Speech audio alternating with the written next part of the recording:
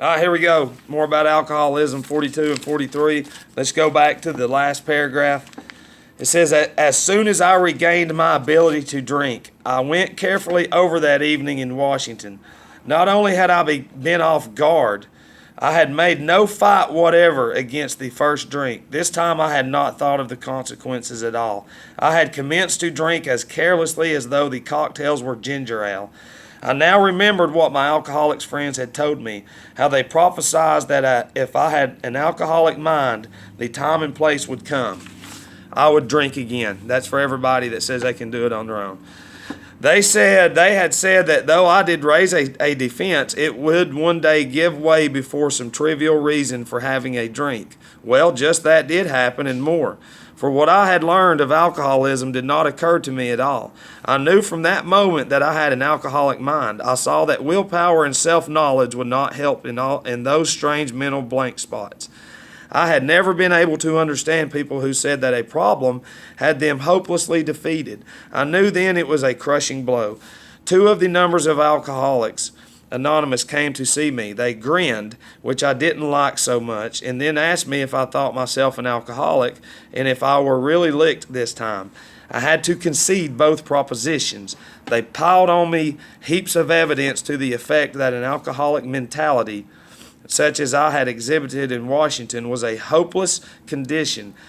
They cited cases out of their own experience by the dozen. This process snuffed out the last flicker of conviction that I could do the job myself. Then they outlined the spiritual answer and program of action, which 100 of them had followed successfully. Though I had been only a nominal churchman, their proposals were not, intellectually, hard to swallow. But the program of action, though entirely sensible, was pretty drastic. It meant I would have to throw several lifelong conceptions out of the window. That was not easy. But the moment I made up my mind to go through with the process, I had the curious feeling that my alcoholic condition was relived, as in fact it proved to be. Quite as important was the discovery that spiritual principles would solve all my problems. I have since been brought into a way of living infinitely more satisfying and, I hope, more useful than the life I lived before. My old manner of life was by no means a bad one, but I would not exchange its best moments for the worst I have now. I would not go back to it even if I could. Fred's story speaks for itself. We hope it strikes home to thousands like him. He had felt only the first nip of the ringer. Most alcoholics have to be pretty badly mangled before they really commence to solve their problems. Many doctors and psychiatrists agree over conclusions.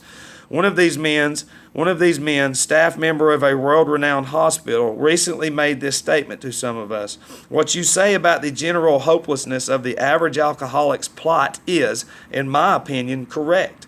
As to two of you men whose stories I have heard, there is no doubt in my mind that you were 100% hopeless.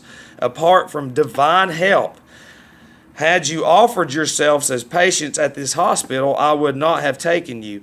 If I had been able to avoid it, people like you are too heartbreaking. Though not a religious person, I have profound respect for the spiritual approach in such cases as yours. For most cases, there is virtually no other solution.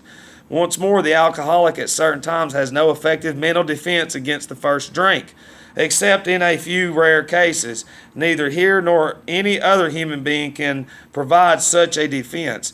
His defense must come from a higher power. And that finishes up more about alcoholism. And, just listen to that. Go back and listen to some of that more about alcoholism. Tell somebody. Tell them go read it. But it's like this. We ain't stopping. I don't care. I'll keep getting beat just like some of y'all. Love you.